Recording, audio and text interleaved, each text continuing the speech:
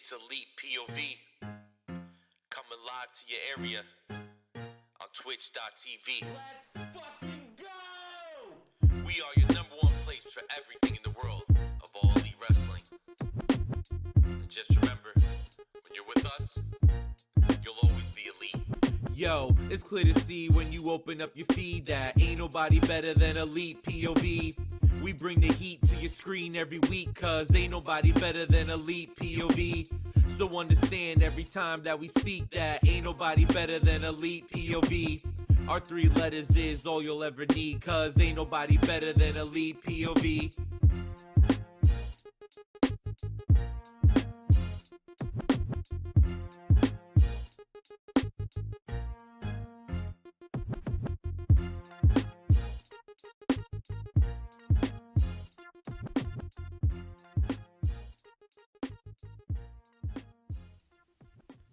What's going on, everyone? Welcome back to Elite POV. It's Thursday night, and you know what that means. And it's podcast time, and you know what that means.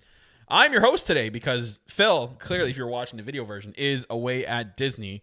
But my name is Kyle Masters. Usually, I am doing hosting and producing today. But I'm joined by Jackie Rodriguez and no one else. What the hell? Oh, wait, no. Ant's here. I forgot. Oh, this is how you're starting things? You're going to make him angry, and he's going to leave us forever. He's turning green. Oh, you don't want to see Ant when he's angry. He's going to rip out of that white shirt like Lou Ferrigno. I'm back, but not for long. Going away again next week, you marks. Ant came back. He's like, the announcement for the announcement, he came back to announce he's not going to be here next week. Yeah, I'm back for 1 week only. That's his Enjoy announcement it. of the announcement. Here you go. Coming out of your check, you fucking mark. But yes, joined only by Ant and Jackie this week. We have a revolving door of hosts, I guess. Me and Jackie just kind of seem to be here. But next week's going to be interesting because Ant's not going to be here, and I have the potential of not being here next week. So we might be moving the show next week. Yeah.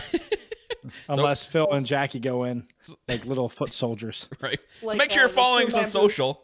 You know, make sure you're following us on social so you know if we do move the show. Listen, if everything goes my way, I might be on the show next Thursday. I have to go to an awards dinner. It's my way. You're the highway. Let's just say that sometimes in life you might be offered a contract by a rival company. And He's going to the Fed. Ant got signed by the Fed. It's going to be him. I'm not going to be here. He's going to be I'm Sam leaving Roberts to join the World Wrestling Entertainment Podcast crew. Okay. The show is every Tuesday at 8 o'clock. Entertainment POV. We talk about how Roman Reigns is the champion of the whole universe, this whole universe, galaxy, galactic, intergalactic champion. But he's going to be in a triple tag team match in the main event of WrestleMania Backlash, right before WrestleMania Hell in a Cell and after WrestleMania Royal Rumble. I can't wait for WrestleMania SummerSlam. Mm-hmm. Oh my, this is where we're starting. Jackie, why do you even podcast with us, Jackie? Like, you must come on here and it's like, damn it, and I gotta get a head. I'm wondering where my doc wonders where I get these headaches from on Thursday nights at 7 o'clock for some reason. We know that train's never late. The heart monitor says you get really excited every Thursday. She's like, yeah, it's because I want to kill my co-hosts. No, I love you guys. But what's going on, everyone in our live chat? We are live on Twitch every Thursday night. If you're listening to the replays, thank you so much for downloading the audio version of the episode. Or if you're watching back on our YouTube channel, thank you so much. Make sure you're hitting the like button and subscribe button for us while you're over there. If you want to follow us on socials, it's Elite POV on Twitter and Instagram, and it's Elite POV Clips on TikTok. If you do want to support the show, there are 2 ways you can support us here at Elite POV. That is 1, Elite POV's Patreon page. Thank you so much to all our patrons. Shout outs to you guys. You guys will be getting a special shout out actually tomorrow on our Twitter page, so look out for that. But patreon.com/Elite POV is where you can support us on there. As little as $1 a month supports the show here, and you get access to exclusive content. And another way, there's a couple of special things with this one, especially starting this month. So ElitePOVmerch.com, a lot of great designs on there, a lot of catchphrases you guys hear on the podcast, which is Pop the Boys. No! I was waiting for you to do it. I haven't been here for a while, but I said, are you ready? I needed that. So baby faces have no friends. Yeah, you don't need a coffee cup to have a coffee. I'm an elite POV girl or guy. If you do want your exclusive one of those, hit us up. Internet Wrestling Croutons, the IWC, the Let's Effing Go shirt, and for this month only, I don't have the graphic, but I will explain it. We do have a special shirt. There's a few shirts with 3 different designs. There is the Pride, the non-binary Pride, and the trans Pride shirts with our logo that's right there. And those shirts exclusively, if you purchase one of those shirts, all the proceeds, we don't collect anything from it. All the proceeds go right towards Nate, Jackie's brother Nate, and his surgery fund. He just had successful surgery, so that's one thing we can announce. So we love you, Nate. And love you, Nate. Everyone go support. I'm going to try to share the link in the chat. Also for the GoFundMe.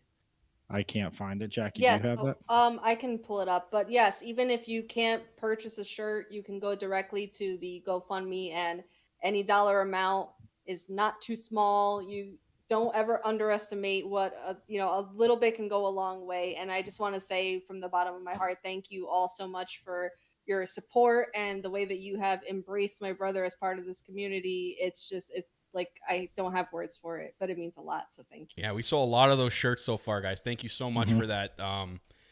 They're a hot seller right now. And again, there's also merches on there you can sell. But most importantly for Nate, you can buy those T-shirts. All the proceeds go towards him. And there's the GoFundMe link in our Twitch. See, and the thing is, like, I just put the link. Yeah, the thing is, I like to be a dick, right? But this is so much bigger. This is me being real. This is so much bigger than pro wrestling. And like the influence we can have on the community, even if someone sees you wearing that shirt, at least they know that they have an ally with them. And I think that's an important message that we have to spread. That's a lot bigger than this pro wrestling fucking generic fake war fabricated bullshit, right? Like the real war is kind of like within society. So I think that, wearing that proudly to show that you support your friends and you fight alongside them.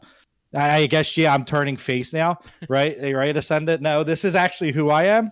Yes. But also me being a dick to you guys is also who I am. So, yeah. Balance. It's all about balance.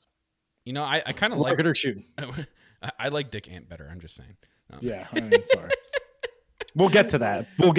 But we'll start the show off, guys. We have a little bit of news. So today, especially, today tickets went on sale for Forbidden Door. And I mentioned it on the show. I've been tweeting about it. I went right in line. I was like the 700th and something person in the queue, which is saying a lot because of how many people were in the queue by the time tickets finally went on sale. They sold out their pre-sale, which was around 14,000 tickets in under 40 minutes. Bet you wasn't any females though, because this is all fucking diehard fans buying tickets to this. This is a show for when men were men. This is a men. Niche of a niche, guys. I saw more of my women friends talking about being in this queue. Nope. For that. Don't believe only marks are buying tickets to this event. It's not going to sell out. You think this is going to sell? Yeah, it's going to sell out, you dumbass. It's fucking New Japan versus AEW, the two best companies in the world. Of course it's going to sell out. Doesn't matter. If you're a dog, you're going to try to get a ticket to this fucking show. So, yeah, I didn't have any luck. I tried. Then you're not getting a ticket to this fucking show. So this is hilarious. So I had 2 screens going at once. So I had my one screen that was a 700 person in queue, which I got in and I started clicking around trying to get tickets. I tried to get anywhere in that place. I tried to get tickets. I had my main section that I wanted to sit in that I was trying really hard in. And then my other screen, I went to go enter. So the first screen, 700 and something. The second screen, as soon as I clicked to go enter, I was 12,000th in line. I'm like, oh my God, within a minute or two, it went from 700 to 12,000. That's insane. They could have literally done a stadium show for this. They could have done. And I think we talked about this a little bit before we came on as we get ready for All Out in 4 months, right? Where's it going to be? If they're selling out this show, like if the Forbidden Door is actually open, and this is the start of a partnership where they can share talent, you can't do the United Center for All Out. You can't. You have to be fucking on a baseball field, or like you need 40,000 plus seats. Yeah. Like, honestly, even if it's the only 40X, thing I think of. even if they can go to a college stadium or something that's they can house that. Every time these fucking analysts, right, online talk all this shit about how AEW is not going to do something, they do it to the umpth degree, right? Like, they're not going to sell out Grand Slam, 22,000 people, done, right? They're not going to sell it all at 10,000 people, done. They actually release more tickets and end up being like 12,000, right? Right? They're not going to do this. They do it. They're not going to sell out Forbidden Door. They do it. They're not going to get these many pay-per-view buys. They do it. Read the fucking room. Read the room. Yeah. Like, listen, it's not this, again, it's not this fabricated war everyone's talking about. I know people who watch WWE who are going to Forbidden Door, right? Because they're a fan of pro wrestling and sports entertainment. So, like, you got to think, it's not just this, the 900,000 people that watch AEW. But here's the thing about the 900,000 people that watch Dynamite. We're willing to travel to support our company, to support the brand that we love.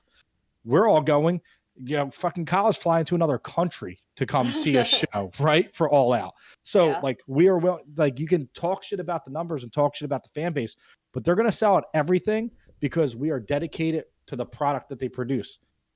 And then we'll get into and because there's only a certain select amount of pay-per-views per year, so they feel bigger where people are willing to make this trip. It feels like, I hate to like constantly draw up this comparison, but it's what exists. Like, you know, having WrestleMania over and over again, but just 4 times a year. And it feels like you have to be there. But WrestleMania, this is what AEW does. It is like WrestleMania, right? Because WrestleMania sells out on name value alone. Right. Right. You don't know the card. You don't know the card. You might have an idea. You don't know the card. You don't know the card for Forbidden Door. We're not going to know the card for All Out when we buy tickets. You're buying it because you trust in that show. And Forbidden Door, they sold out the United Center on a whim that CM Punk might come back. Right. Imagine if, CM Punk versus Okada. Yeah, of course people are going to fucking buy Forbidden Door tickets. Okada versus anyone. Danielson. Like, that alone will sell out 20,000 seats. It's true. And then we're not even guaranteed. Like, this is what I was talking about before the show. Like, you guys didn't hear it. Maybe Tony Khan used this as a test market now because of why All Out hasn't been announced yet, or maybe there's not a confirmation that it's going to be back in Chicago just yet. Maybe he's like, okay, well, if we did this well with this partnership now with New Japan, and now by the time All Out comes around, we have this partnership where we're sending guys over, or they're sending guys over this way, right? What if at All Out we still have our AEW card, and then you mix in a few top New Japan names? You can sell at a big stadium. So we're not really guaranteed. I would say we're not really guaranteed that All Out will be in Chicago. Hey, I'm telling you, we talk about stadiums. I talk about all the time in the show. Tony Khan's a businessman as well. This man owns a lot of stuff here. And I'm not just trying to be biased here because I'm Canadian. Here in Toronto, just saying. They do. He owns a lot of shit over here. I wish they would let us know so we get our passports ready. Like, you know what I mean? Like, yeah, that's true. I got mine. So. Like, mine, I think mine's good for 2022, which is this year. I think it's good to October. But it's that kind of fan base is going to drive this company forward. And, people talk about ratings and shit like that. And it's like, but they're still rated top 5. TNT is still making money off of them, right? Yeah. TNT is making more money off of them. The only thing that TNT has and TBS has that beats them is basketball or the playoffs, right? Yeah. That's the only thing that draws more than what AEW is doing. So I think they're going to get a nice lucrative TV contract from TNT and TBS. I don't think TNT is very happy with the hockey contract. I'm sorry, Kyle, but AEW is consistently drawing more than the NHL consistently. That was a weird tie. I don't know why they switched over from. Right? Like, I think it was NBC. You should have put hockey on TBS because Turner bought all these rights. Put hockey on TBS, or just don't have the Wednesday night game, right? Put that on TBS, because for me, it doesn't make any sense that AEW. I feel like if AEW was on TNT, it'd be over 1 million because TNT is more watched than TBS. It's a bigger television brand for that company. I feel like it's more sporty. When I think of TNT, I think more sports than TBS. I don't know what it is, because that's just me. I'm a Canadian looking from the outside because we don't have TNT up here. Well, but anytime TNT is mentioned up here, it has to deal with sports because they've had basketball for years and they do a great job with basketball. So they have Shaq and Charles Barkley. They have the best basketball coverage in the world. It does feel very sporty, but do you get what I'm saying? Where it's easier for people to find TNT than to find TBS. Like if I'm flipping through channels and I see wrestling on TNT compared to TBS, I think I'm staying for TNT. Obviously, I'm staying for everything, but TNT is a more watched channel. Mm-hmm. But I don't get why the NHL is on there because it's not drawing. It's not drawing a million people. Yeah, but interesting. I'm gonna have to go for round 2 tomorrow morning and see if I can scrape up any general sale tickets. If not, I'll probably be buying second market tickets, which kind of sucks. Light some candles for Kyle, I don't know, do a prayer circle. I'm gonna do I'm gonna go Jackie's like a prayer investing in room. herself again. Yeah. Jackie, god damn it. Anyways, we'll move on. Generous. And add another $1. No. Wrong channel. Wrong stream. But we'll talk about Dynamite, and we're first going to talk about one thing before we get into Dynamite, and that's obviously now we know the full bracket for the men's tournament for Owen Hart. It is going to be starting next week. So we're going to get the one side next week. The week after, which is in Houston, Texas, we're going to get the other sided bracket, and then the semifinals will be during the go-home week of Double or Nothing in Las Vegas. So next week we're getting Jeff Hardy and Darby Allin. So we're getting the right side next week, which is Jeff Hardy, Darby Allin, and Adam Cole and Dax Harwood, which is an insane first-round matchup. Oh, my God. It's going to be sick. I was not expecting that whatsoever. Now we go over to the other side bracket, which is going to start the week after. Ray Phoenix and Kyle O'Reilly. That's going to be a banger of a match. But then this is the one thing everybody's talking about because we're playing the guessing game once again. Samoa Joe is facing they love the Joker. They love this Joker. Anything there's a mystery in a match, it's the Joker. We have a Joker for next week. So Samoa Joe against someone. I've seen Claudio Castagnoli. I've seen Johnny Gargano. I've seen Returning Miro. Returning Miro. It could be a lot. I've seen people just, based off what Samoa Joe's doing now. It could be Jay Lethal. It could be the Singh guy, the big giant guy. I saw Jay White as a speculation also, to add him to the tournament. My fantasy brain went going. I'm like, all right, if Adam Cole's going to be in the finals on one side, give me Kenny Omega on the next side. But I highly doubt he's not coming back. Yeah. So, but I know, just fantasy-wise, for my fantasy brain, the one where I love to go to and I book all this shit in video games rather than real life because I clearly can't book shit in real life. But anyways, do you guys have maybe a preference or who someone maybe you think? We'll start with Jackie. Do you have anybody you think or maybe you want to see be the Joker? I mean, if Claudio, whatever, I don't know, is he going Castagnoli? Claudio, or is he it's going to be Claudio Cesaro. It's Cesaro with a different spelling, I think it was. I was seeing, but that would be huge to have him debut because they like to do that. The whole Joker is a debuting star, so that would be great. Sometimes I would not mind seeing a returning Miro because it's TikTok where when are we going to see him back, and it's always good to have him on the roster. So those would be my two main picks. Miro can come back, but he's got to pick and choose his retweets, my man. Don't be retweeting someone about pro-life. Mayor Glenn Jacobs tweeted about being pro-life, and he retweeted. I'm like, oof, buddy. Motherfucker also wore a mask half his career, and he's like, don't wear a mask. Well, fucking... you shouldn't have been there then. We should have gave fucking Kevin Nash that gimmick. That's gotta be Kane. But and do you have anyone you want it to be or you think it's gonna be? Want it to be Cesaro. And he has resurfaced on Instagram.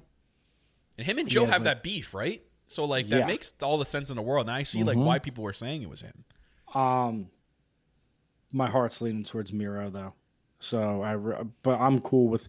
Listen, I'm not cool with what Miro retweeted, but Miro as the God-fearing character or whatever that he is, the Redeemer.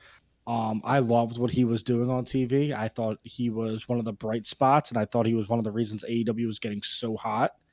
And for him to leave for a couple months, you definitely feel his void, right? It's weird because like certain people leave and you don't feel it. I feel like that mid card slot, you feel that Miro isn't there, right? It's like it's missing a big piece. So I do think that Miro would be cool. And maybe the Joker is that he brings Lana with him. Oh, that'd be dope. Yeah, because right? I believe she's done filming. I'm not too sure yet. They like the surprises, but my heart is telling me that it's gonna be what the fuck? be Miro. I want to call him Rusev. Why does it keep going to Rusev in my head? But my brain, I keep thinking, and I think that it could be Cesaro. But yeah. I don't know, man. Like they've gotten me too many times between the lights going out for Sting, you telling me that Johnny Gargano was going to come at Barbie's Beach House Bash the third, and every time I get excited for something, it doesn't happen. So I'm just going to say it's going to be Miro because like Gargano will be weird. Like it's in Texas, right? I feel like if they want a Gargano debut, they're going to wait till they go back to Cleveland, which they could during the summer, right? And then that's when they have Johnny debut. Or Johnny might be going back to NXT. Johnny's going to go back. Yeah, I don't know though, man. He's seeing a lot of his friends now getting released, and I don't know. I really don't know. So we'll see with that. But I love the idea of a Claudio because of the whole thing with Samoa Joe. I love it to be a Miro as well. I really hope it's just not. I don't want to say it's a damper or a letdown if it's Jay Lethal, because Jay Lethal, it makes sense because of the story that's going on right now, right? But that's not like a Joker. Like that guy could have just. Well, they could have just had him in it. Hangman's been the Joker twice, and both of them weren't surprises. Philadelphia was a surprise when we were there. Yeah, but like it wasn't like a debut. He's just a Joker. You're right. Listen, if Jay Lethal comes out, I'm just literally gonna play "We Wasted the Good Surprise on You" over and over and over from Big Daddy for a whole show. That will get heat on him though. I mean, it'll work. The crowd will expect a debut, and then they'll boo the hell out of Jay Lethal, which is what they're trying to do. Nah, it's gonna be Cesaro. Now I'm talking myself into Cesaro. Oh, okay. See, now we're just like working yourself into a shoot, bro. So if it is Claudio, who's winning that match? Claudio, because Lethal's going to fuck Joe. So Claudio would go to the finals, or would it be a Rey Fenix or Kyle O'Reilly? Well, Claudio would face one of them to go to the finals, and Claudio will probably face Phoenix, I'd say. Claudio and Phoenix, imagine that match. Oh, my God. Holy fuck, right? And then Adam Cole versus Cesaro in the finals. That would be dope. Because I don't think you're going to do Adam Cole versus Kyle O'Reilly in the finals, right? They just became the Undisputed Elite. Yeah. So, yeah, I don't know. It's up in the air. I'm very surprised. I was surprised when I heard about the Joker last night because, like, in my head, I'm like, they got 8 people. And that's what I thought. Are we missing something? Did they not? Did they only undo 7 people? Like, I saw the Joker. I'm like, wait a minute. So spread out that I just forgot who was in it half the time. You know what I mean? Been so sporadic that I'm like, oh, okay. There's like I know 4 that are in the female one because you keep showing them on TV, which is good because now you're reminding me who's in there. But like for the men bracket, I'm like, he's in there. Like, I sent in the chat, Leo. It's Leo Rush. No, he'll come and then he'll retire after the first. Yeah, Leo Rush will retire halfway down the ramp. Oh, good question from Kimmy. Does this mean there is going to be a female Joker? Has there been? Okay, Kimmy, do your research right now while the podcast is going on. Go and count if Kimmy. 7 females have made it. If 7 females, yes. Anyway, so we'll move into Dynamite last night. I know we all collectively think the same thing. I imagine everyone out there thinks the same thing. There are weeks when AW hits. There are weeks when AW, not necessarily. There's like a few things that are good and it doesn't hit altogether. Last night was one of those nights. Yeah. It didn't hit. There was a few things that were great. Most of it was lackluster. I think structure wise, I could have structured it a little bit better. After having a night of thinking about it and seeing a lot of people talk about it, I kind of agree that maybe the woman probably should have opened the show. Like you just don't put them on after fucking Ray Phoenix. Yeah, that's what I mean. That probably should have main evented, to be honest. It's like, oh, you want to watch Kobe Bryant play basketball and then Anthony shoot after him? No, nobody wants to see Anthony shoot after him. You know what they could have done? I mean, they had their little spot with the death triangle in the House of Black, right? If you ended the show with Dante Martin and Ray Phoenix, and then you would have had a beatdown and had the House of Black stand tall to end Dynamite, I would have been fine with that. That's fine. That segment took so fucking long to develop for nothing to happen. That's my problem. Like last night, I hate saying it. Last night, and I said this in the chat, it felt very sports entertainery, right? Like it was like, did Jericho book the show? It felt, but it did not feel like an AEW show. Yeah. There was so much drawn out shit that you're like, why are we doing this? Like Julia Hart thing, right? And we'll get, can we please start with We'll this? start with it. Why not? Why not? Why not? Yeah. Me and you have had passionate conversations about this, right? and I listen, I want Julia Hart to turn, but after last night, I don't think she will, and I don't think she fits with the turn. I don't think she fits in with them, right? It just doesn't feel right. But the fact that we've waited 6 months of this girl sitting on the steps like the Bride of Chucky, just fucking sitting there doing fuck all, right? Doing nothing. Then the eye starts growing, and you're like, okay, cool. The eye is growing. All right, now what's going to happen? And it's like another 3 months, and then she's finally in the ring with the House of Black, and you're like, oh my God, finally. And they're like, nah, nope, she's not going to hit enough. We didn't get paint at all until like a month ago. Yeah, but it's she had the eye patch for 3 months. The eye patch. You know what I'm saying? But it's like fucking Griff Garrison. Hit him with a chair. Fucking turn. Like complete this shit. Like, but then not only that, then it's here comes the Death Triangle. Who the fuck are House of Black feuding with? Everybody? Like, I can't. House of Black versus the world. It's collusion. They were doing the Fuego thing, but Fuego actually got legitimately hurt and had to go for surgery. So they had to give me a fucking Buddy Matthews singles match. That's all I want. Like, just give me that, please. Just give me that, because that last night was 30 or it wasn't 30 minutes. It felt like 30 minutes. It was like 10 minutes of just nonsense that didn't lead anywhere. It led to the same thing that we knew happened last week with, Phoenix and Penta. Well, not really. And Pac. We had more We had more last night than we've ever had in this whole thing.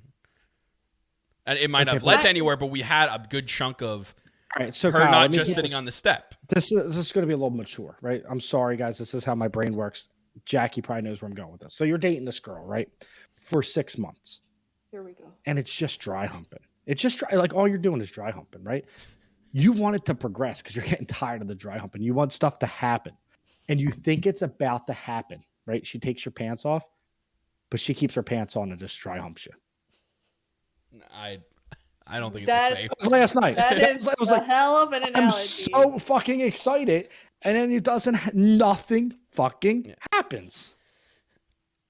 Out of all of it, I will say it's a little too long, but I'm enjoying the little bit of a wait because I think a lot of stuff happened in between. They could have shortened it, yes. In the end, before I continue with this, just know I agree. It could have been shortened a little bit. So I think stuff happened. Just hit him with the chair. Let me finish. I said I know that they could shorten this. Okay, I know.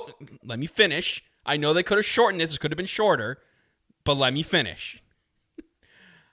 I think in between when they started this until now, there were other things happening that kind of led to Tony Khan taking his foot off the pedal with it. And that was his mistake, right? They could have done something a little bit shorter to kind of further this along. But other stuff happened. There were new guys coming into the company that, took his focus off this a little bit, right?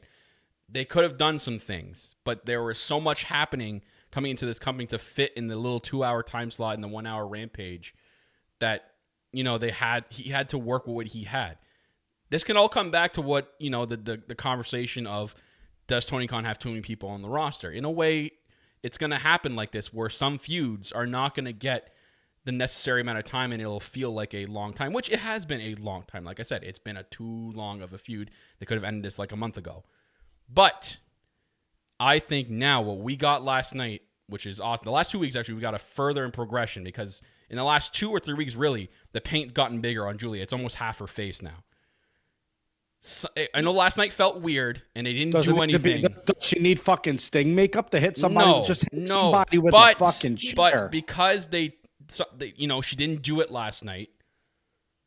I get what you're saying, but like something is going to happen. They didn't just put everything out there last night. They didn't complete it. So it was the most anticlimactic thing ever. She's like, I'm not hitting her. I felt the crowd when she didn't hit him with a chair go, oh, that was a waste. Like you just felt like But did you hear them before that? So like they're still if they didn't care about this, they would have just been silent the whole time. Because they wanted it to end. So then now they're leaving you on the edge of your seat. You ever watch a bad movie and you're checking your phone like, is this fucking thing almost over? Yeah, that's what they I wouldn't say this is like that. I'm just saying like before the last 2 weeks, it was a long wait and they shouldn't have waited that long. But now that they've been doing stuff the last 2 or 3 weeks, I think every week we're gonna get something now. Does Julia Hart fit? Can we just talk about does Julia Hart fit? Maybe they found something else. Maybe that's why they're swerving. Maybe that's why they did that last night. Maybe this Malachi Black is gonna go out on the mic next week and say, we found another, and then another girl that they found is gonna debut. Jackie, what do you think? I think that in terms of the segment overall, where it started in terms of like when it started at Supercard of Honor fucking 3 years ago, but go ahead. No. I mean like the segment itself in the terms of when Malachi and Julia were finally face to face and he's kind of egging her on and she has that fear in her face. She does a very good job of selling, great actress. Selling the fear when she got sprayed in the face initially, like, the screaming of bloody murder. And now her looking terrified of this menace that's like trying to compel her to go to the dark side, essentially. There is something there if they capitalize on it. If this particular segment had happened halfway point, because it's been 6 months, let's say this happened 3 months into it, it probably would have hit a lot differently. But because it's at this point, now it's kind of like, well, where was the payoff? Because it felt like it was leading to it. And now we're kind of at the long run where it's like, okay, I will agree if they don't do nothing next week. If they do something next week, then you know that in the last 2 or 3 weeks, they've now started to get things going now. Where does she go? Like, there's so many open-ended questions. We'll see. That's what's great about this thing. It's great that we don't know what's actually going to happen. Now leaves us on the edge of our seat. I want Easter eggs. I want hints. It's not the Fed. We don't just give shit away over here. Bro, this isn't a main storyline. Like, there's a difference. There's a difference. Like, yeah, you're not going to give us. Again, it's not the Fed. Everything is a great storyline here. This isn't a great. If you think this is great, come on, man. Come on. This isn't great. I'm invested. This is okay. That's okay. It's not great. You really care that much about Julia Hart? So let me say this. If this was CM Punk, would you be saying the same thing? It's not Julia Hart. You're comparing me to LeBron James. But we're not comparing wrestling skill. We're talking about the story in general. You're comparing are people invested in me or are people invested in LeBron? Like that's no one's invested in Julia Hart. You could have built her, and the way you built her. Not what I heard last night. You have it happen quicker because I was invested, and now I don't care. Hit him with the chair, get it over with. If people weren't invested, they wouldn't be talking about it. I'm talking about it because it's annoying. No, but people were invested last night. People were. I saw a little bit of angry tweets like what you're talking about, but I didn't see. I saw a majority of people like wanting to see where this is going to go. Because wrestling fans are perverts, but let's look it up. No, we're not talking about perverts here. I'm just saying. I want to Google or tweet, look at Twitter of Julia Hart and see what it says. Okay, I wouldn't do that. Exactly right. It's fucking scary over here. See, I just think, it's everyone's like it's time, and it doesn't happen. And you can only dangle the carrot. That's the thing. You've been dangling it too long. That's all. I'm not saying that it shouldn't happen. I'm just saying that you're past, and I will come out on the show next week and say I fully agree if they don't do anything next week. They have to. They have to do it next week. If they don't do it, it's just like, what are you going to make it go another 2 months? Because this storyline was off of major TV. It was on Dark and Elevation, but it was off major TV. And then you come back, and then she's just sitting on the steps. Why is she just sitting on the steps now? Why has there been no interaction with the House of Black? Then you finally get the interaction with the House of Black, and you're like, oh God, here we go. And then it's like, no, not yet. And it's like, but I've been waiting for this. So just give me it now. We're not patient. We're not patient as a society, right? But like 7 months on a Julia Hart storyline is just too long. Sorry. Again, I know. I understand. But I know it's too long. But I honestly think that there were other factors that played that led it to be too long. And he let it go too long. He took his foot off the gas when he should have wrapped it up a little earlier. But I think factors did happen. And we kind of have to. He really wants us to pay off. And I'm sure he wants, there's probably a lot of Malachi Black's influence here. And he wants it to pay off. So they're going to let this pay off instead of throwing it to the side and not caring. I just hate that it led to if it would have ended with her just like, oh fuck, like what do I do? Okay. But then you have people. But she kind of did that. What? She did that. She dropped the chair and she didn't know what to do. But then you had to have the Death Triangle come out to save her. No, let fucking Malachi spit mist in her face again. Like, oh, you're still not decided? Let me do this again to you. Do something where it's like you're using her. I'm a fan of the inner conflict, though. Her getting that inner conflict, not knowing what to do, and she looked like she didn't know where to go even after when they came out. Kimmy's right. If they captured her and took her away out of the ring, then you're like, oh my God, what happened to Julia Hart? And then they show Griff Garrison and Pillman ripping up backstage looking for her. Add some dramatics to it. She's a great actress. I think she has some of the best facial expressions in wrestling. She looked legit scared. Yeah, she looks legitimate. It was great. But it was great until the point where you dangled the carrot again. And then I was like, okay. And I might be the only one in the world that's enjoying this then. on that show, tell me if she didn't turn right there, it would have been the most talked about thing because that show was lackluster and I would have gave it that little push that it needed to be a good show. But at that point, they didn't know it was going to end up, the show was going to end off like that. So Well, I don't even want to get into the main event because I'm going to fucking go off. So we'll talk about actually something that's really that it was good, and I think there's a reason why they mentioned the word trios so much. It was literally plastered on the screen. Commentators said it they've been saying it like crazy, and I think the trios belts they're showing the records now. Yeah, so BCC against Butcher, Blade, and Helico. And Helico is unfortunately now by himself because Jack Evans is officially done. They let his contract expire. Yeah. I mean, I don't blame him. He had a lot of weird videos with the Mexican police for whatever reason, but I gotta talk about that. And Helico, did anyone else be like, wait, why is it Helico here? Again, that's a spot you could have put Andrade, but yeah. Well, I mean, throw it out. The AFO thing because they had the affiliation with the Hardy family. Yeah. What does the A stand for? With Andrade. Say it again, but what does the A stand for? Andrade. Yeah. Why it doesn't stand for fucking Angelico? Get him out of here. Him or the guy weren't here. I think they might be in. They were in AAA. They were in AAA. I think. Yeah. I think they might have been still there because I know that Ty Conti and Sammy Guevara were also there, and they're in Brazil. They ended up taking the trip to Brazil, so maybe he's on vacation. That's fine, but I just I see all these spots where it's like this is like Andrade. First off, you put the belt on Guevara when Andrade holding those two titles. Just seeing that picture, like, yep, that works, right?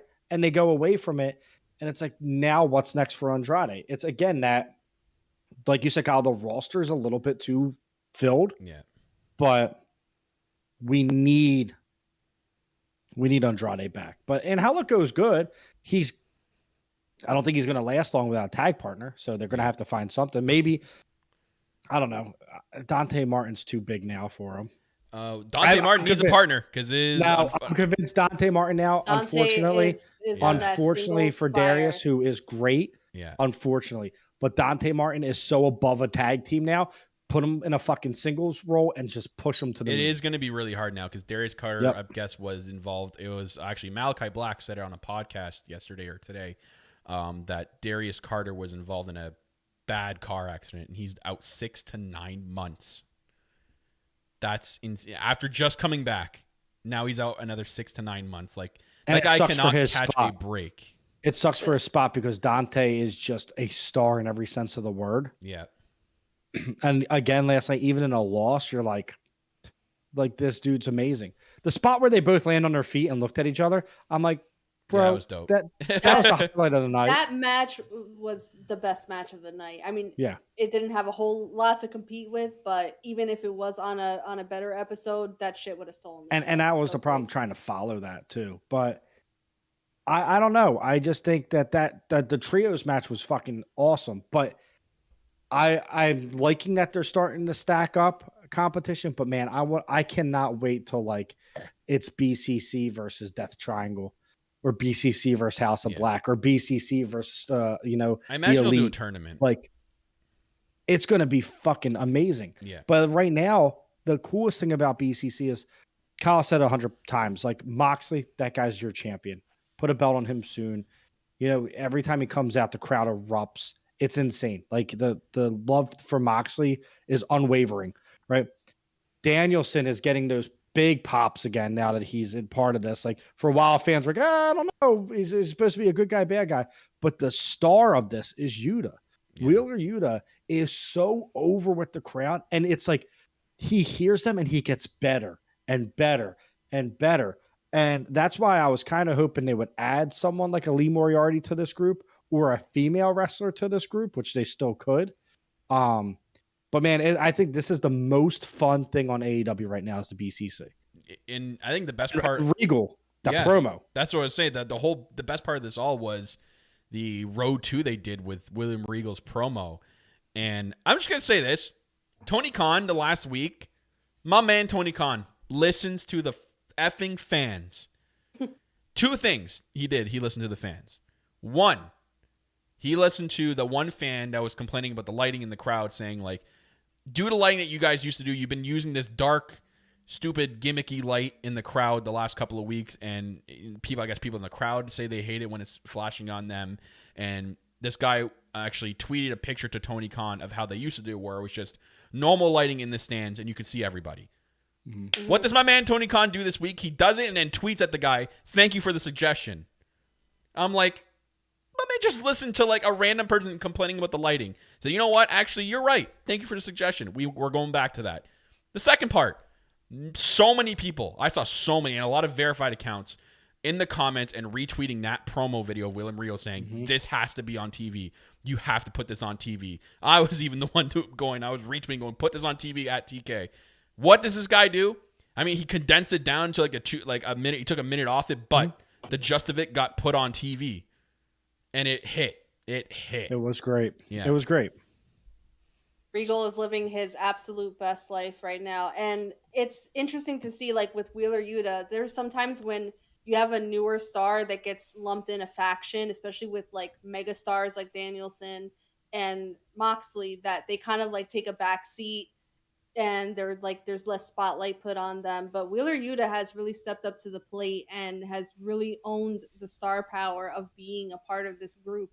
And it's just elevated him in such a way. Like, obviously the talent already had to be there in order for him to, like, showcase himself the way that he was. But honestly, it's just been really such a joy to see, like, how great he has stepped into this role, and he fits. He doesn't seem like he's falling a step behind the other guys because they have more experience and because they have that star power. He's on that level, and he feels like an equal to them. But I freaking love BCC. It's like you said, it's one of the best parts of any particular episode of Dynamite. And Moxley, he hasn't lost a bit of his star power whatsoever. And it's like it grew. You know it what I mean? grew. It's like people love him. And it's because he's not pandering. He never panders. He's just himself. Take it or leave it. But people freaking love that about him. And I'm just happy to see, especially knowing what he went through and came back and recovered from. He's doing freaking amazing out there. So BCC. I will say, just to add on what you said about Yuta feeling like, he's on par with them. I think that's the beauty of the storyline, is that Regal, Danielson, and Moxley were looking for like that young lion to mold into their killer, right? And that's the story. And he joins pretty much and wins the pure championship, right? And it's like, now he's in the ring and he's dominating people. And you're like, this guy went from being in a joke act, no offense to the best friends, that's what they are. They're a comedy act. And you're like, he doesn't fit there. I see the talent. He doesn't fit there. Yeah. And all he had to do was change the scenery. And it's like, oh, you got a star on your hands. Like future TNT champion Wheeler Yuta makes a lot of sense. It does. Yep. Another thing, we talk about star power. Dave hit the mark on this guy, and he's turned into an absolute star. Everyone should know where I'm going. This Wardlow segment last night. Awesome. Yes. My God, this guy comes out with no entrance music, and it's like he gets the biggest reaction out of anybody. It's insane. So last night it was him against a opponent of MJF's choosing, and he teased at it, and it ended up being William Morrissey or W. Morrissey. Man, the guy looked fucking phenomenal. Man, he's cut. Oh my God. Phenomenal. Yeah, he looked great. In the ring, he looked great. That's the best I've seen him look. Yeah, it was a really good big giant two big men slapping meats match. Listen. Yeah. That's someone that when that Impact contract's up, that's someone AEW should really look at. And shout out to him for turning his life around. He was having a lot of struggles.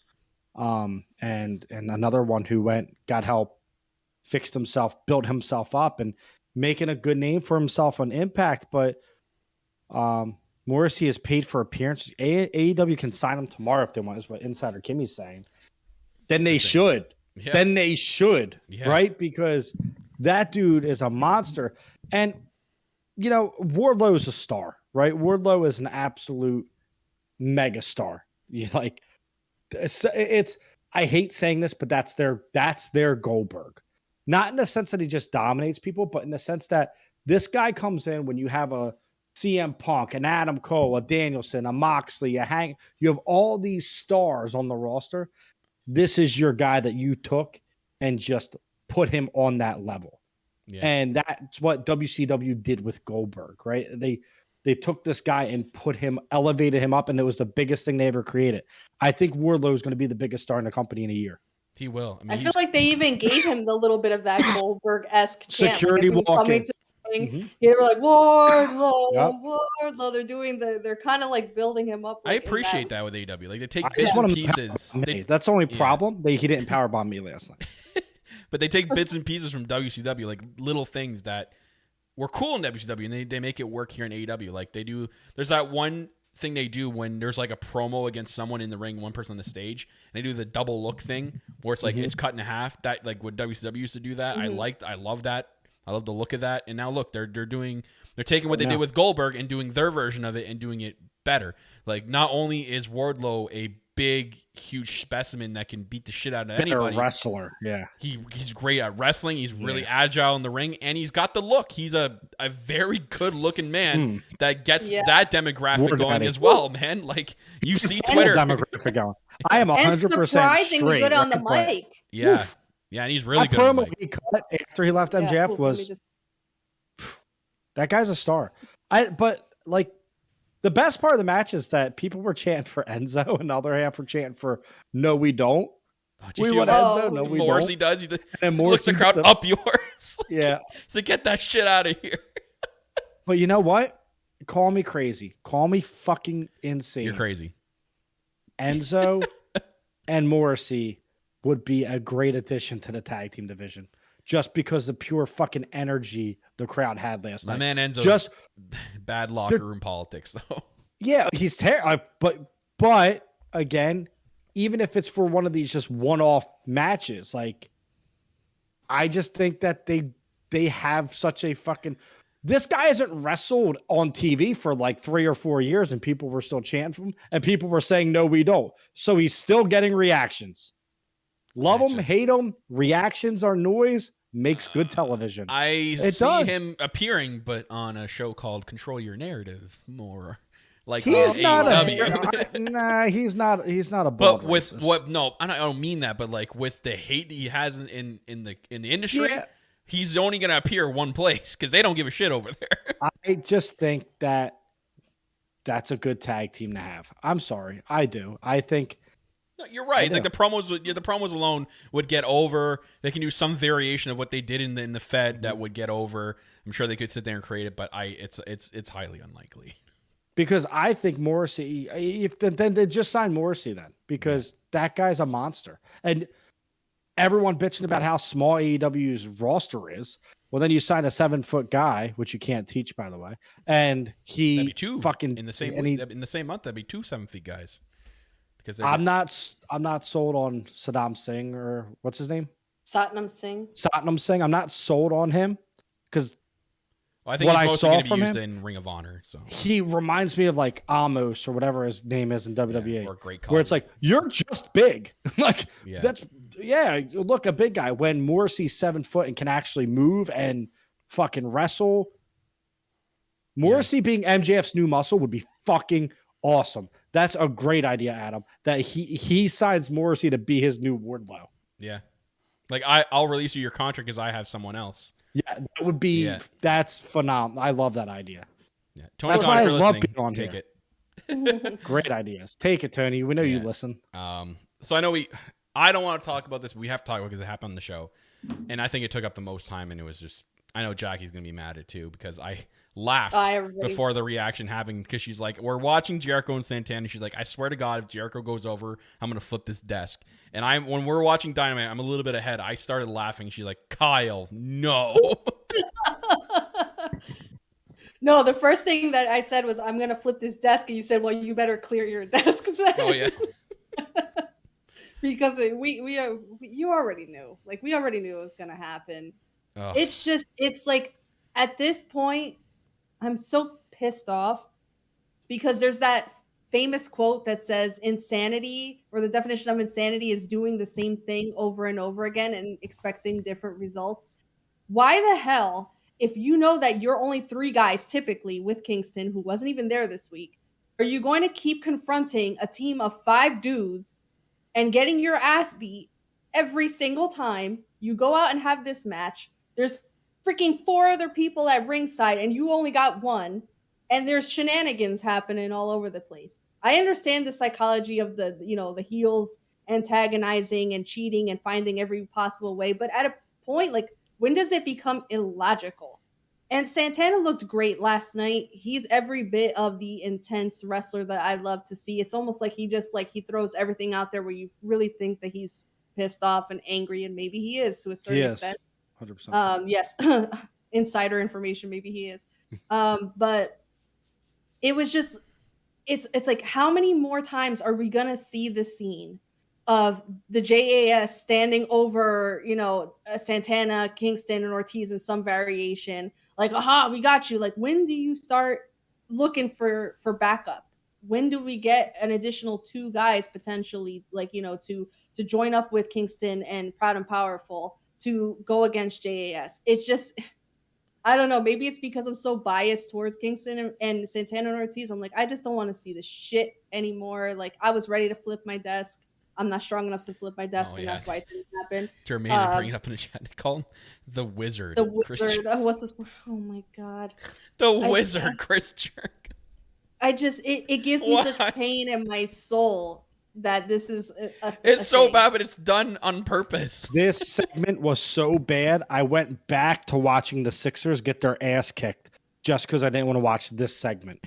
I'd rather watch my favorite team get demolished than watch another fucking segment of treating Proud and Powerful like fucking shit and having Jericho stand over them. And while Jericho's in one of my top 5s of all time, I love Chris Jericho, right? We said it 1,000 times. He doesn't need to be in a faction. Let him be Chris Jericho and get him away from everybody so we can fucking move on. I don't need to hear his theme song sung every fucking week. I don't need to see him beat down people with Jake Hager just standing there looking mean. Crouton. It's annoying. It's annoying now. Again, with the drawing out stuff too far, right? This is why last night's theme was so fucked up for me, is because everything felt too long. Every Jericho segment recently has felt too long, but this went long. Felt like it was drawn out. How many times are you going to do the same shit? The Julia Hart thing, that felt drawn out. Everything felt too drawn out. I hated this segment, and I hate that Santana can't get a fucking victory.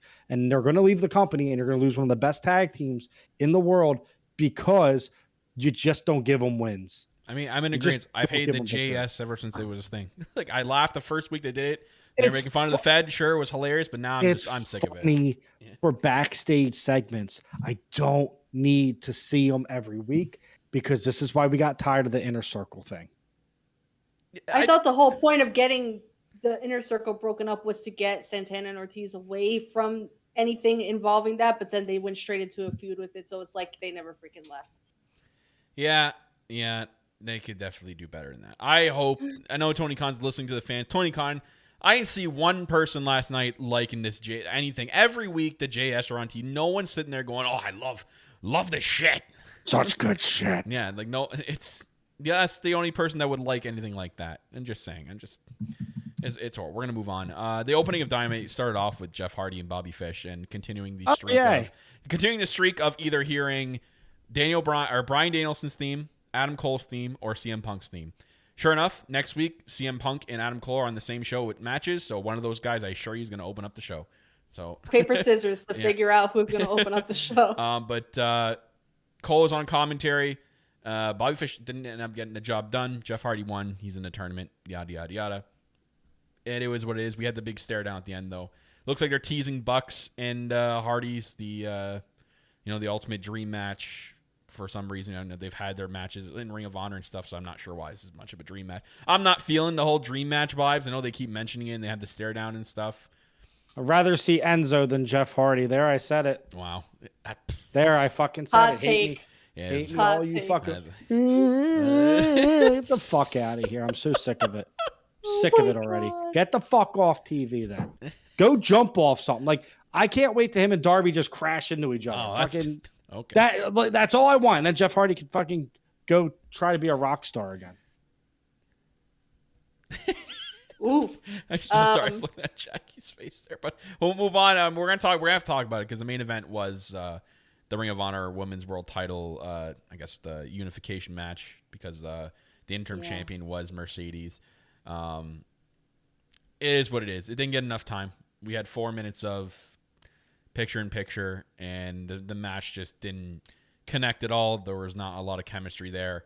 And it is what it was. I mean, there's not really much more else to dissect. It just didn't hit. Mercedes ended up winning, obviously. Deonna's going to go back to Impact. We say it a million times even when she's not on the show. We're going to say it a million times now. Deonna should be signed with the women's division of AEW, so eventually I hope should be the champion of AEW, the world champion. Hopefully, when she's done over there, she'll come over here. But I don't know. I have nothing else to really say about that main event. It didn't hit. It was filled with commercial. Even watching it in the picture-in-picture, it just didn't hit. It looked really slow. It didn't connect at all. It felt like there was a lack of chemistry. I don't know what it was. There was just something about seeing the time, and you're looking at the time, you're like, the main event hasn't even started yet, and there's like 10 minutes left in the freaking show.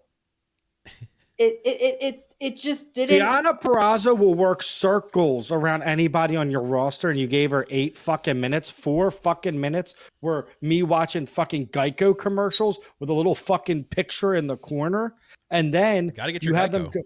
You have them go on after fucking Cirque du Soleil, so they can't even fucking get energy up because Dante Martin just jumped off the roof. Like, fuck out of here. This shit pissed me off so bad. 8 minutes. Deonna Purrazzo, who everyone's been waiting for, and you put her at a shitty time. That match shouldn't have main evented. I don't care. You open with that match, or you put it at 9:00 because everyone was tired and the show stunk. So by fucking main event, no one cared. Yeah. And it's not that it couldn't have main evented under different circumstances. Had it been built a certain way, had there been some kind of like surprise surrounding it, sure, you absolutely could have. You have 2 very capable competitors. That's I don't want that to come across as we're saying that they're incapable of doing the main event slot. I thought the last 4 minutes of that match was great. Just didn't. I like the technical aspect. I did.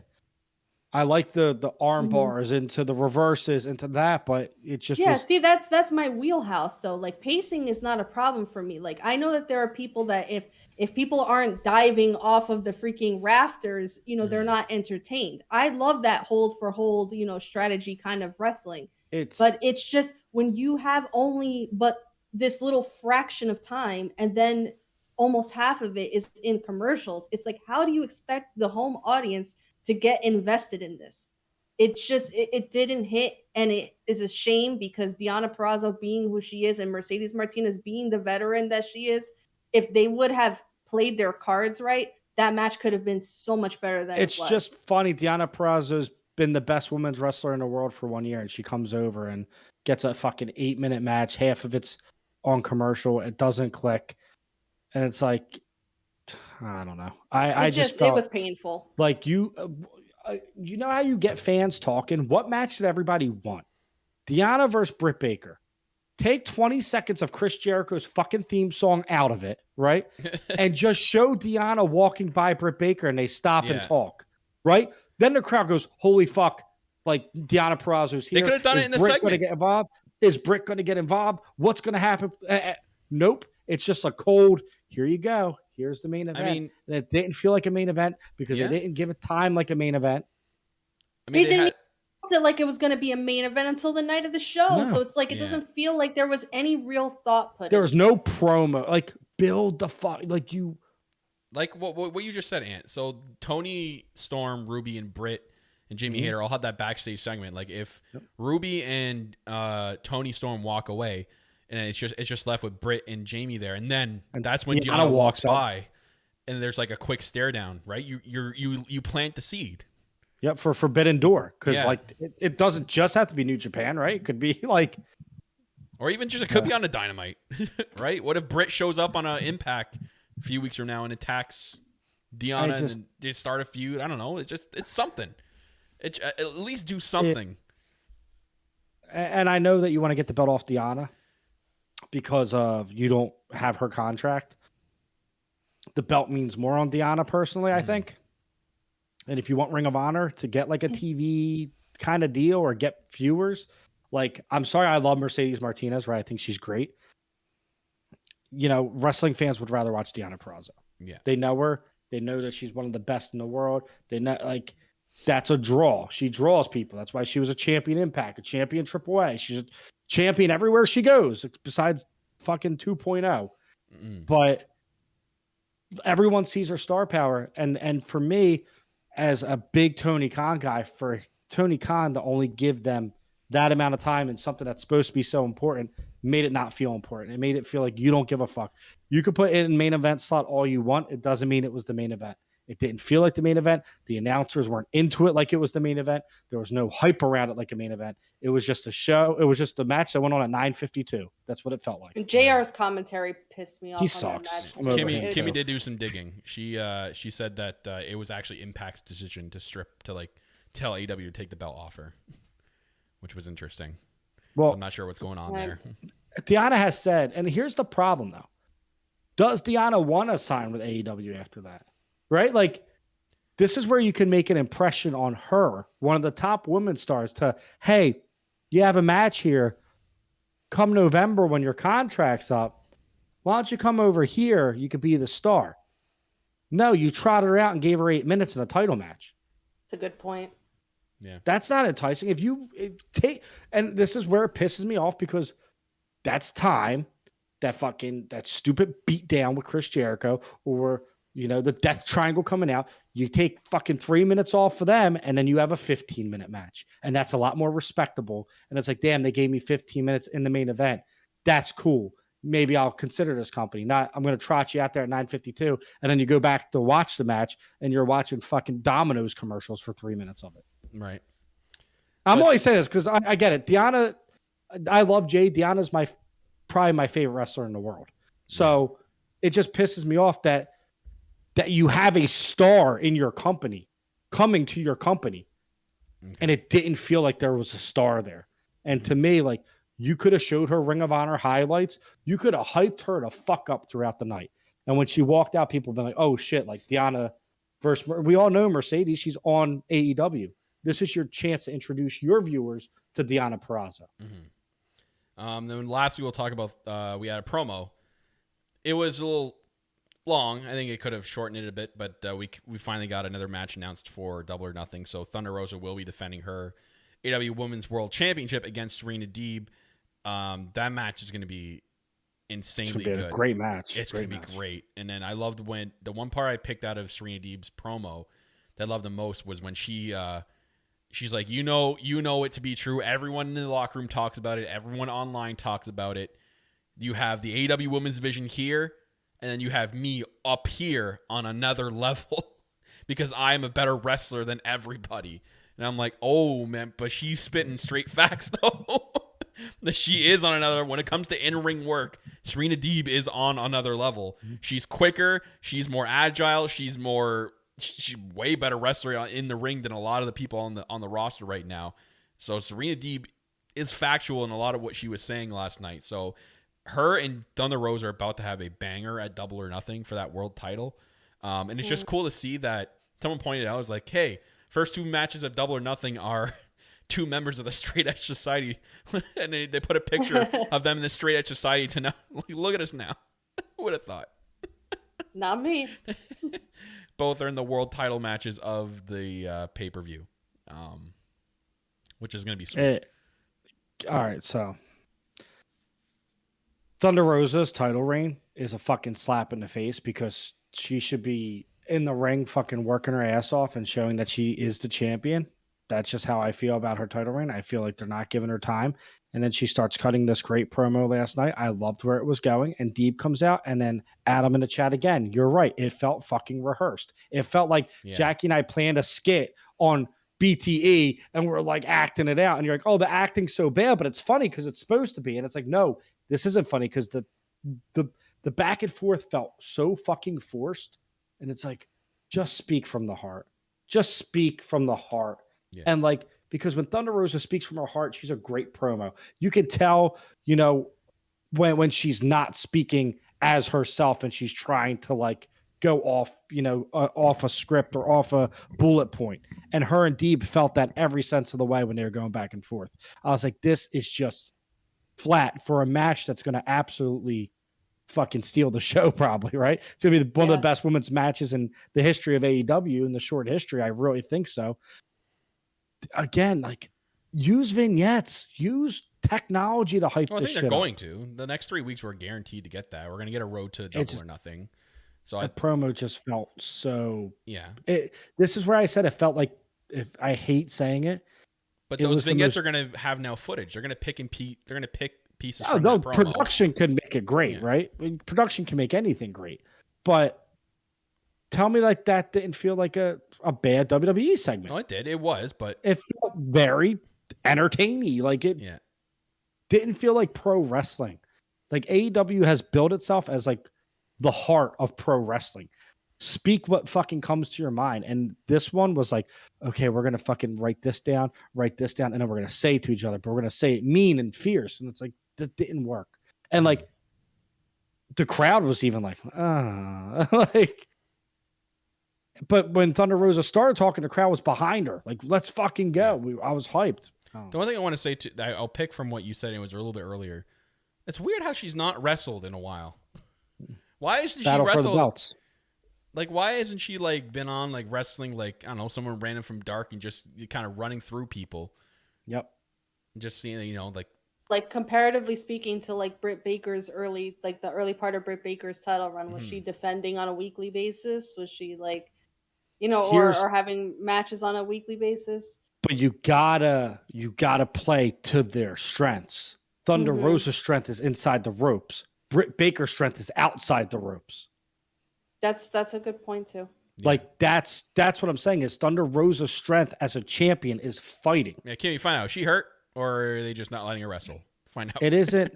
No, she wrestled Nyla. She's fine. But while Britt is really good at this, chatting, talking shit. When she got in the ring, it was lackluster. So they need to have Thunder Rosa in that ring to make a statement. Make an easy way to get to this segment too. Maybe it could have Thunder Rosa win. Deeb fucking attacks her from behind. So something so subtle. Deeb and Thunder is going to be a big match. Maybe they're thinking. I'm not saying this is what they're thinking, but their thing could be we're now into she could have wrestled maybe a couple weeks ago, but now we're into the month of May. You kind of want to protect that match at Double or Nothing. You don't want her to risk an injury in the ring and then not have her wrestle at Double or Nothing. To me, this is what I feel as an outsider. I don't know anyone in the company. I don't have any insider information, but to me, Jade is the women's champion of that company. Everything is built around Jade in that division. Everything is built around Jade. She's on TV more than anybody. Yeah. She's undefeated. She's on posters. She's on everything. Jade is the women's champion, and they just can't swap the belts. Yeah. That's what I feel. I feel like Tony Khan looks at Jade and he's like, that's my star. Which Jade is a star, but the women's champion is the top. That's the top of the food chain. Thunder Rosa is the best wrestler you have on your roster, probably besides Serena Deeb. So I'm excited for the match, but you just gotta get there by using their strengths. Serena Deeb, who's someone who trained wrestlers, right? She's a great trainer. Her promo wasn't good. It wasn't. I hate saying this. I've seen better promos in our EFED. Yeah. Jackie cut a better promo than both of them. Honestly, I'm not. This isn't me talking shit. Like this is me being real. Because Jackie's didn't feel forced. Everything they said last night felt forced. Jackie, did you write that promo down? I did not. That was all from the heart. Top of my head. See how much more we felt it. You guys, we're gonna have a talk after, Jackie. Let's talk. Let's talk. But there's another promo that we skipped over. Yeah, there was a lot last night that we. But I'm interested in this because it's the name of our show. Okay, so Hangman Page, his in-ring promo. Can I host this? Because I want your opinion, Kyle. I want to ask you because, again, sorry guys, feels more entertainment. Because why are you splitting something instead of just having good guy versus good guy where the fans just go fucking berserk the whole time? Last night felt like a forced way to get Adam Page booed. That's what I felt. That's how people felt. That's how Kyle, my other friend, felt, is that Hangman, who everyone's cheering for, everyone loves Hangman, starts pointing at the crowd. See that shirt? That's not what a face does, right? So what was your thoughts on the Angry Hangman promo? Are they trying to teeter the line, or is this going to be a heel versus face match? So when Punk wins, 20,000 go berserk. I don't think he's trying to be heel. And someone retweeted last night and it put me in perspective. I'm like, okay, I kind of see this because I think he's got an inner conflict with him where he thinks that he can't beat CM Punk. And now he's kind of like second guessing himself. So someone tweeted this last night. So it was Andy H. Murray. He put this last second change of, and then he took the screenshot of him leaving the ring after the promo. This last second change of the expression is critical to Hangman's promo. A man who did not want to say things that came out of his mouth and knows he's trying to convince himself that he believes them.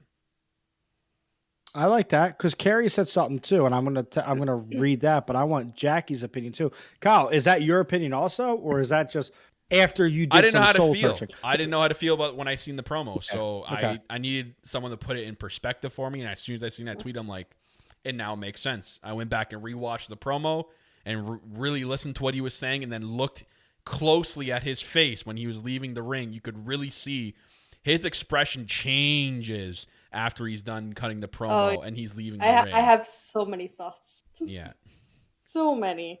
I will say that for me, watching Hangman's storyline from day one in AEW, it has been entirely based around insecurity and feeling like he cannot live up to the hype of his fellow team members when he was in the Elite. Just feeling like he had something to prove and always having a chip on his shoulder. There's always been that seed of self-doubt with Hangman. So I agree with the statement of him going out there and he's trying to spin it like, no, I'm this like confident person. I don't need to come out here and kiss CM Punk's ass and say like, oh, I'm so excited for this match because he's a legend and this should be a dream match for me. I'm not. That's the easy thing to do. There is a line, though. That's, again, I'm going to pick in, right? I'm going to pick the line. What does every fan commend about CM Punk in his current run? That he pays homage to Bret Hart. Oh, and he said there will be no masturbatory Bret Hart tribute match. Which, again, I feel is more of a heel statement. It is, but if you think about psychology of a person who is an insecure individual, What do you do when you feel like you're backed against the wall? You lash out. You act uncharacteristically. Suddenly, you're angry at the world because it's internalized insecurity projecting itself as anger and hostility towards other people. See, and I like that. That's this is where the story could build, right? This is where you could go. Like this is the kind of storytelling where I'm going to give it time. But like at first, when you watch it, now you guys are putting more perspective into it, right? And Carrie did earlier, which I'll get to.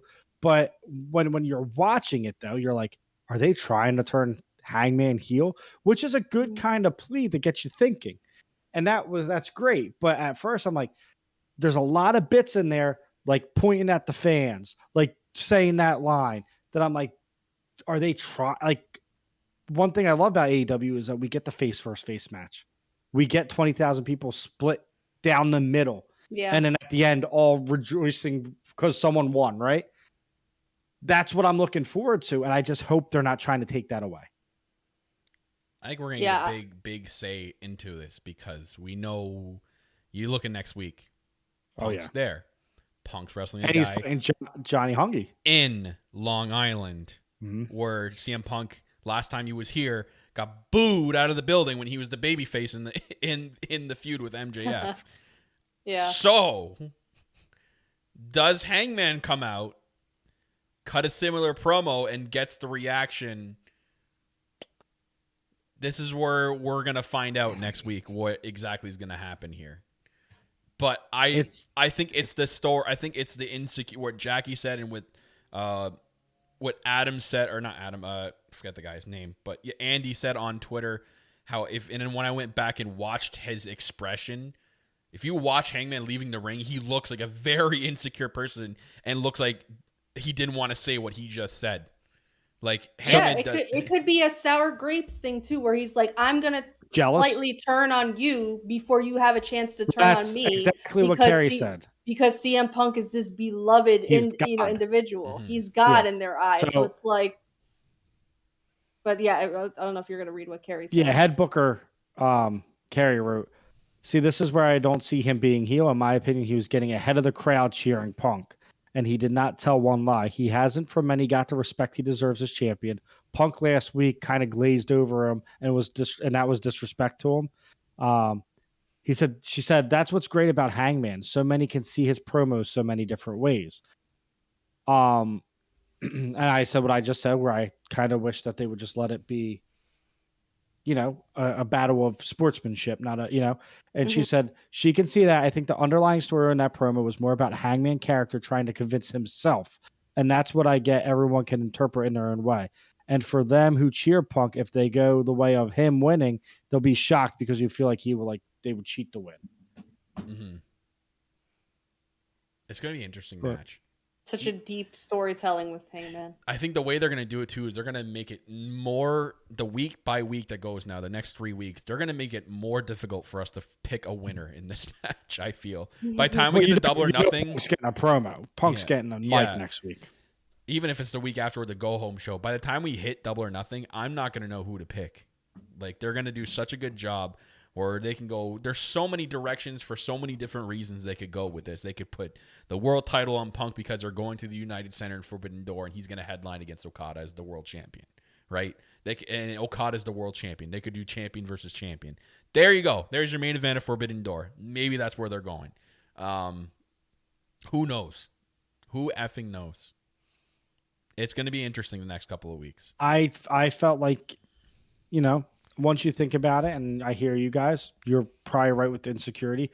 I just was very confused because calling out fans, but Punk did it too. Punk was calling out sports teams more, though, when he was in Staten Island. But he was getting the cheap heat. I felt it was weird that Hangman was literally pointing at fans. And, of course, they point at the one WWE CM Punk shirt in the crowd, the Second City Saint shirt that they sold.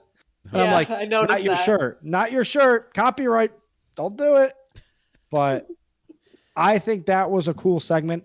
It got me thinking, even if he does go heel or whatever, maybe that's what they need for Hangman. He hasn't been he's been the underdog for so long. Maybe it's time for him to say, fuck you, I'm not the underdog. Maybe he found his confidence. Maybe last night wasn't about insecurity. Maybe last night he realized I'm the fucking champion and I don't need these people to cheer me because they're all going to cheer against me anyway. When it was Danielson, they cheered against me. You know what I mean? Like when it was Punk, they cheered against me. So maybe that's what he's going for. Yeah. Well, we'll find out. And for anyone that doesn't know, Rampage tomorrow is at a special start time, 5:30 p.m. Eastern time, due to the NBA playoffs. So it's going to be an early-ass Rampage tomorrow. Britt Baker, Jamie Hayter versus Tony Storm and Ruby Soho. In tag team match, we got Takeshita, I don't know how to say it, but him versus Jay Lethal. Hook is going to face Takeshita. Yeah, Hook versus JD Drake. Yuka Sakazaki versus Riho in the last Owen Hart women's qualifying match. And then as for Dynamite next week, Jeff Hardy and Darby Allin in the first quarterfinal with Dax Harwood and Adam Cole in the other one. Wardlow and MJF's contract signing, because MJF apparently has this contract that he wants to sign or have Wardlow sign in order to get out of his current one with MJF. Ricky Starks versus Jungle Boy for the FTW title. CM Punk versus John Silver. So yeah, it's going to be an interesting show. Good Morning Elite this week will be back. Are we back? Well, I won't be on. I work, but I've got the time. So I got the time. I'll be on. So whoever joins me, yeah. 4 Saturdays a year. I'll be there. Yeah, guys. Lastly, again, thank you guys for supporting the show and watching the show. If you're watching live, if you're watching or downloading the audio version, if you're watching back on YouTube, if you want to support the show, again, like I mentioned at the beginning of the show, patreon.com/ElitePOV is one way. You can also check out our merch store, ElitePOVmerch.com, and with the special merch that's up there right now in support of Pride, Trans Pride, Non-Binary Pride. There's 3 shirts there, and all the funds going to Jackie's brother Nate's surgery fund. Thank you to everyone who's bought a shirt. We like to end the show off with like what's going on in our lives. Me and Ant have a lot going on. We have a big EFED week next week with the AWF. If you guys don't know, we call it our Grand Slam week. So we have a big exciting week next week, Sunday and Monday night. Again, if you are a new listener or you're a continuing listener and you always wonder what it's all about, coming out on Twitch Sunday and Monday nights, 6:30, 7 p.m. Eastern time. Probably the best community time. Best community I've ever been a part of. It's on hands down. I know a lot of you guys I will part of both of them. That also. But it's the most non-toxic community I've ever been a part of. And if a new person comes in and starts being weird, we all just fucking talk shit on WWE. But the amount of support that you guys have poured in, especially in the last week, has been so much for me and Ant. We want to thank everybody to have. And again, if you want to check it out, just see what it's like. You don't necessarily have to chat. You can just watch. And if you like it and you have fun, you can DM us at any time to see if you want to get in on it. It's really exciting. Again, really positive community. If you're a listener of Elite POV, you're automatically in. We usually have this thing where you have to show up and hang out for a while. But if you're a part of this community, you're more than welcome into that community because Jackie's got a character. Yeah. Dude, she's a heel now. Such a badass. Yeah, you're a heel. You're not Jackie's loved. character has caught the eye of Kirk Ranter. Yeah. they've been going on some side trips. Yeah, it's literally like it's like D&D but for pro wrestling. It is. It's like Dungeons and Dragons for pro wrestling. The storylines are accurate. Fucking insanity. But it's like the only thing I look forward to, content wise besides this. Like Elite POV and AWF are what I'm focusing on. I'm not focusing on anything else. I backed out of a couple other shows, put other commitments because this is where my heart is. It's content creating with this people and with this community. I don't care about any other communities. I don't want to be a part of any other communities. I love our little community. That's why I don't have a Twitter. And if you found my personal Twitter, don't tag me in shit, please. Please don't. Yeah, because then other people find my personal Twitter. I tagged Annie. He's like, "Why are you tagging my Twitter?" I'm like, "Oh, well, I'm sorry." Yeah, I did a post the other day, and I was like, "Oh, can't tag it." And this tag Kirk Ranter. Just tag Kirk Ranter. That's all. But anyways, guys, thank you for tuning in. Phil will be back next week. He is away at Disney, but Ann won't be back. We got a revolving door of guests in and out. I might not be here next week. It might just be Jackie and Phil. But in 2 weeks, we have episode 50. That's right. 50. Milestone. We have a celebration. We're going to be all naked on the air. Celebration, bitches. Pancakes. Jack got thrown off by what I said. What did you say? I was like, we're all gonna be naked on the air. Fuck yeah, let's do this shit. See, that's problematic because I'm the only one that's gonna suffer for this. No, it's because not. Because we see that the top half of people's bodies, nobody stands up. Oh, there we go. He's gonna do the whole podcast like that pose. We're gonna have three dad bods and a normal bod. Yeah, it's definitely. Yeah. It's definitely Attack of the Dad Bods, episode 50. Yeah. But anyways, guys, thank you for tuning in. We love all y'all. Stay safe out there. And remember, you don't need a cow or how does Phil say it? You need a you don't wait, hold up. Peace. You don't need a hat to be a cowboy. Thank you, Aunt Jackie. Bye.